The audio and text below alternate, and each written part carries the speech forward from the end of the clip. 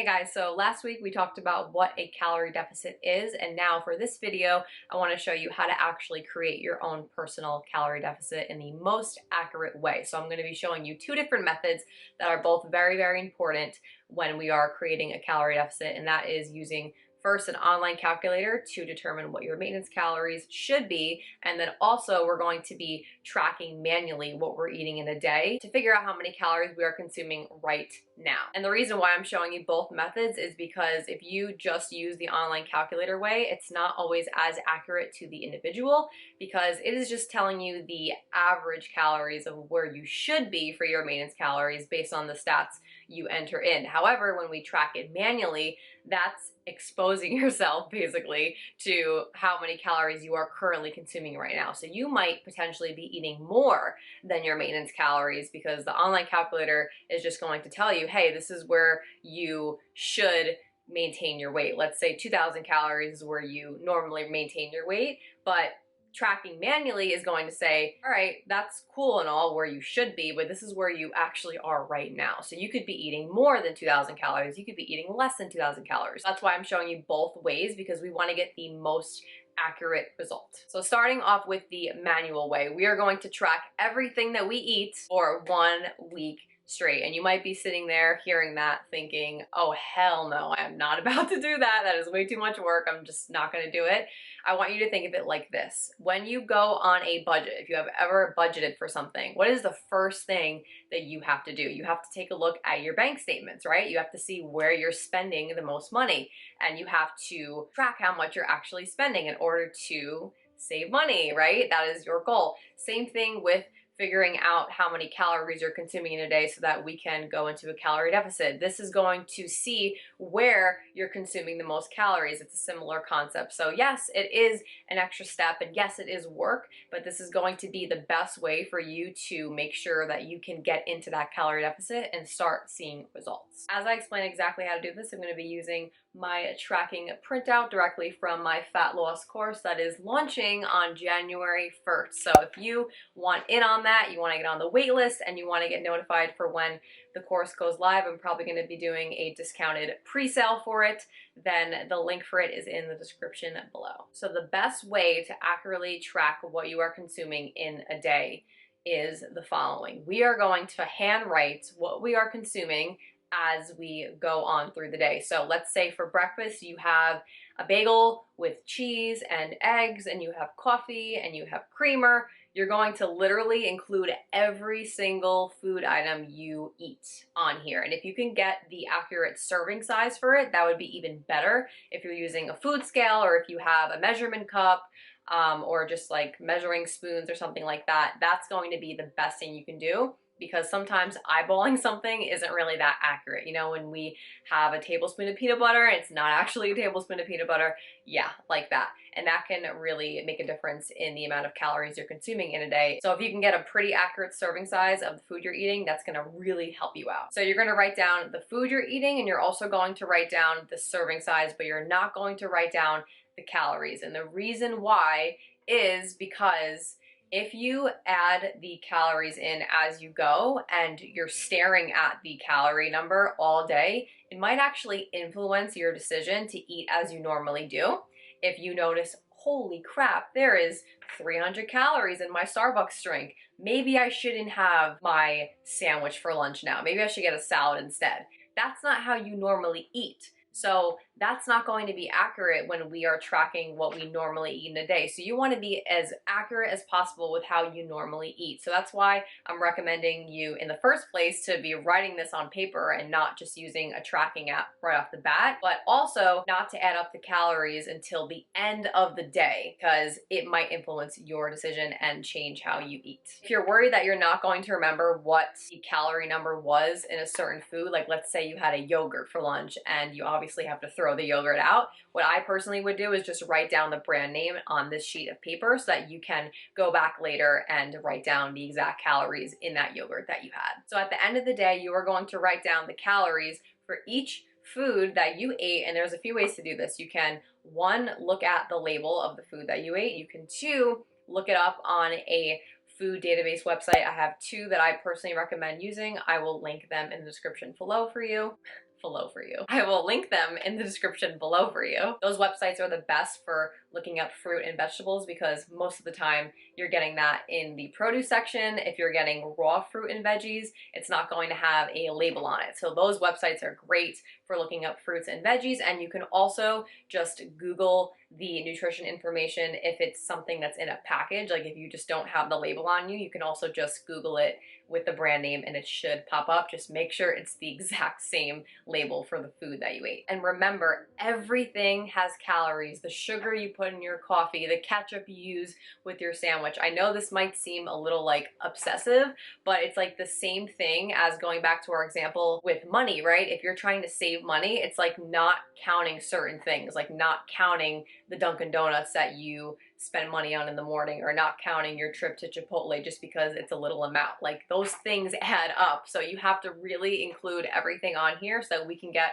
the most accurate number and get you in the right starting point. If you really hate doing math and you don't want to sit here and add up all these numbers, even if you use a calculator, you can also scan everything into MyFitnessPal again at the end of the day. So at the end of the day, if you realize, okay, I had everything here for my full day, I'm now going to take out MyFitnessPal or whatever tracking app that you use, and I'm going to plug everything in with the proper serving size and the proper brand label. If you still have the label, you can also scan it into MyFitnessPal and get the total number of calories that way. So as the day goes on, you write down the food and the serving size you're having, and then at the end of the day, that's when you're adding up all of the calories for your entire day of eating. You're gonna do this for 7 days straight. Now, why am I telling you to do it for 7 days and not 3 or 5? Because most of us are on a routine during the week, right? If you work from Monday through Friday, that's probably going to be the days that you're on track with your diet the most because you're overall on a routine. And on the weekend is when we normally break away from our routine. So what can happen is you could be eating, let's say 1,700 calories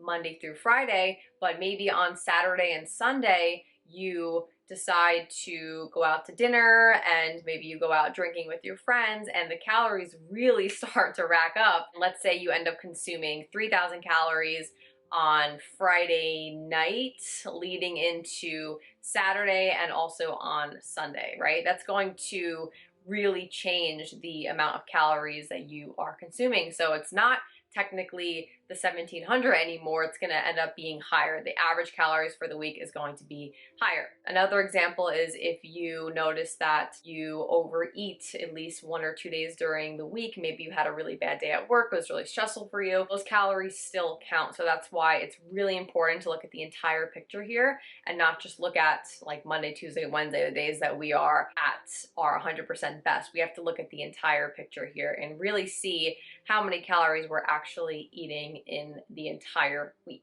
I personally used to really struggle with this. I, in high school, was really confused why I couldn't lose weight because I was on point Monday through Thursday, and then on the weekend, I would just get trashed and drink so much alcohol and have so much pizza at 2 in the morning, and I just couldn't figure out why I wasn't seeing the results that I wanted to see. And it's because overall I was not in a calorie deficit. Maybe Monday through Thursday I was on the right track to be in a calorie deficit, and then the weekend just totally took me out of it. So that's why we really have to make sure we're looking at the entire picture here and we are not BSing ourselves. So after you track for 1 full week, you're going to take every total calorie number for those entire 7 days and then take the average of all of them together. So if you had 1,200 calories on Monday and then 1,500 on Tuesday, etc., you're just taking the average of those 7 days, and this is going to be your average calories consumed in a given week.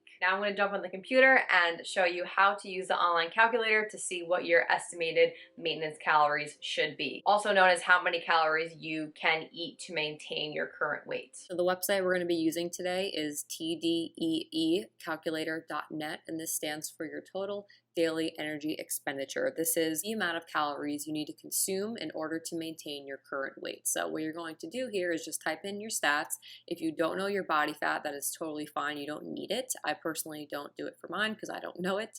And then after you put in that information, it is going to calculate a number. So in this example, it's just above 2,000. Don't look at the BMI score. That's not really accurate. And also, Under the cutting section here, under macronutrients, don't pay attention to the recommendations here just because they do take a steeper deficit approach than I personally recommend, especially if you're starting a new exercise routine. You're going to be burning even more calories. So reducing by 500 right off the bat is a little too much in my opinion. So I wouldn't really pay attention to that. Just take the estimated maintenance calorie number. After you do the online calculator and get that number for what your estimated maintenance calories is, the next step is very important. We're now going to compare the difference between the two. And there's going to be 3 different situations I'm going to explain in detail so that you understand exactly what you need to do next. So the first situation is calories from your food log is way higher than the calories coming from the online calculator of where your maintenance calories should be. This means that you are most likely currently in a calorie surplus. You are overeating for your body's needs. So most likely you are experiencing some weight gain right now. So in order to put yourself in a deficit, lowering calories from where the food log is, let's say that number for you was 2,800 calories, but the maintenance calories from the online calculator was saying that you maintain your weight around 2,100 calories, right? If we lowered calories a little bit from our food log number, from the 2,800 calorie number, that's not actually going to put you in a deficit.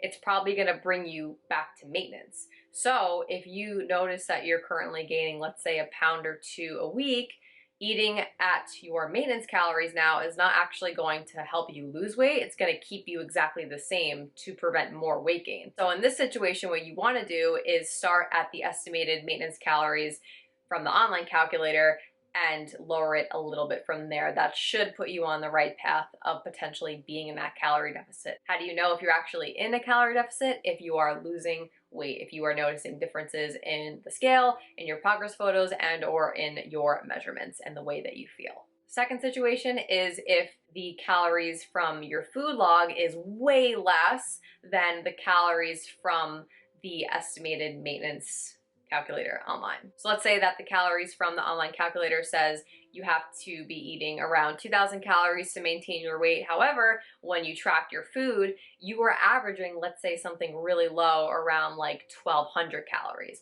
In this situation, you might actually have to reverse back up so that you are in a better position to start your weight loss journey. Because if you've been eating really low calorie for a while and it's accurate that you're eating really low calorie, right? You didn't cheat yourself out when you did this tracker and you really included every single thing you ate, even potential cheat meals or any episodes of binge eating or drinking a lot of alcohol on the weekend. You really included everything and it still came out to be really low. Then I would recommend reversing back up to somewhere close to what your maintenance calorie should be, because what happens in this situation is if you start your fat loss journey at a really low calorie number, eventually you're going to have to keep lowering and lowering calories to keep seeing the results you want. And at that point, how much lower can you really go?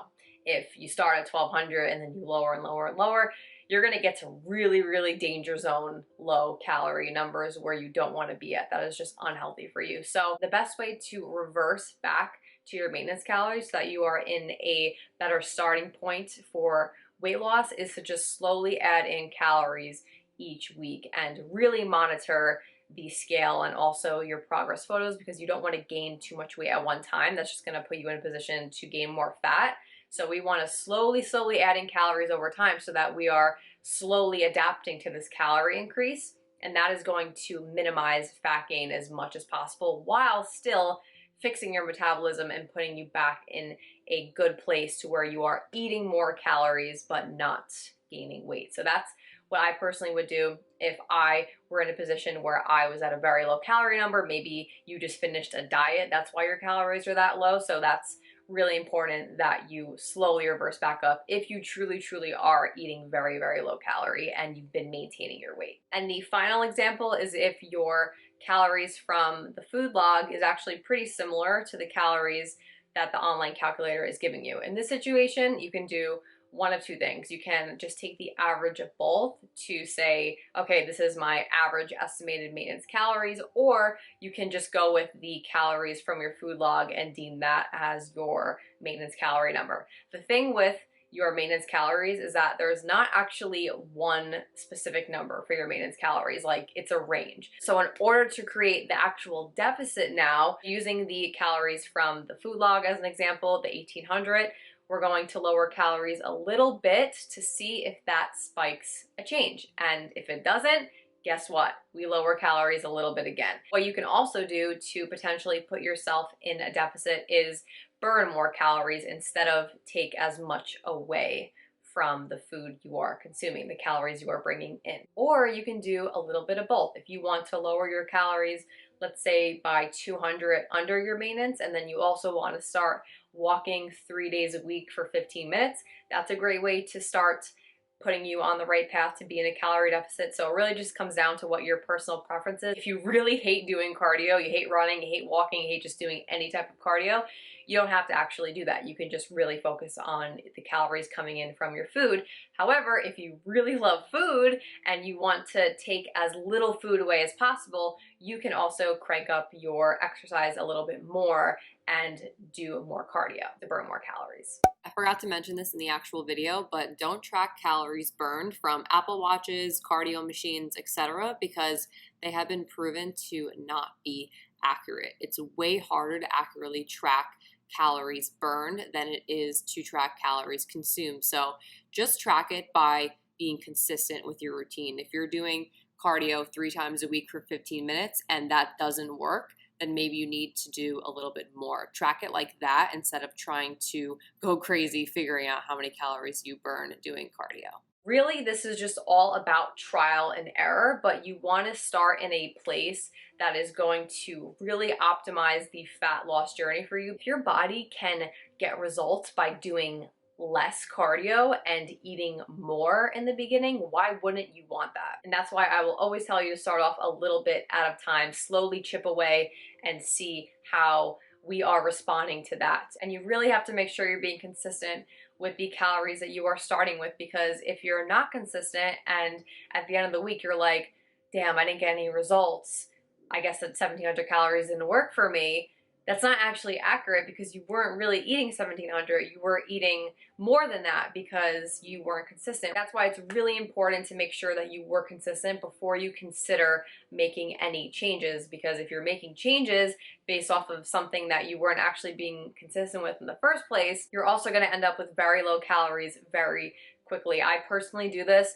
as a coach when I have a client that comes to me and they tell me that they had a really bad week, maybe they overate 3 days out of the 7, I'm not going to lower their calories because we weren't consistent with that calorie number that we wanted to do, right? I'm going to go in and try to fix the problem as to why we weren't consistent. Maybe we didn't meal prep, maybe we were skipping breakfast and then we ended up overeating at lunch. Like, that's the problem you have to fix if you are not being consistent, not necessarily the calories every single time. And the last thing I want to leave you with before I end this video is to know that the calorie number that initially put you in a deficit is not always going to continue to put you in that deficit as time goes on. And the reason for this is because your body adapts. Your body is very, very smart, smarter than you think it is. It's trying to prevent you from dying. Your body wants to keep you safe.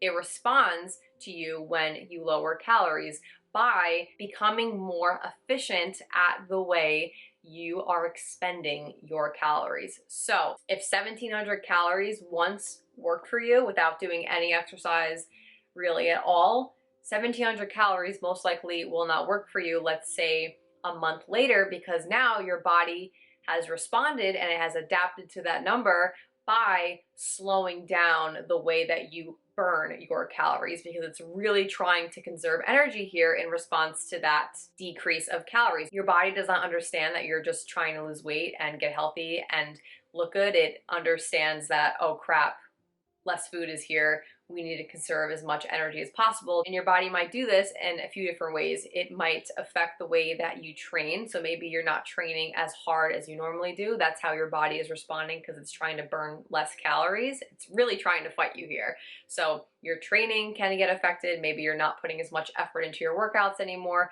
Maybe you notice that you are not taking the stairs as much anymore because now you're more tired because you are dieting, and as you are eating less, your energy levels also go down. So maybe you're not, burning extra calories by taking the stairs anymore or doing any of those little movements throughout the day. You are not fidgeting anymore or tapping your pen or tapping your foot anymore because that burns calories. I personally would only really make changes when this actually does happen. If you notice that you are consistently losing a pound a week, there is no need to make changes because your body is going with the flow. It's still liking what you're doing by eating, let's say, that 1,700 calories that you started with, and you're still getting great results from that. So why would we voluntarily eat less or start doing more exercise than needed if we are going with the flow and really vibing with what we are currently doing right now? You only really have to make changes if what you were doing has now stopped and it's no longer working for you. That's when you should make those changes. So that is how you can create a calorie deficit for your weight loss goals. If this video was helpful for you, please give it a thumbs up and subscribe. I post tons of videos on weight loss and dieting flexibly. If you have any questions about creating your calorie deficit, leave a comment below and I will walk you through the process. And if you haven't already, don't forget to download my free flexible dieting guide available to you in the description below. Have a good one, guys. I will see you in the next one.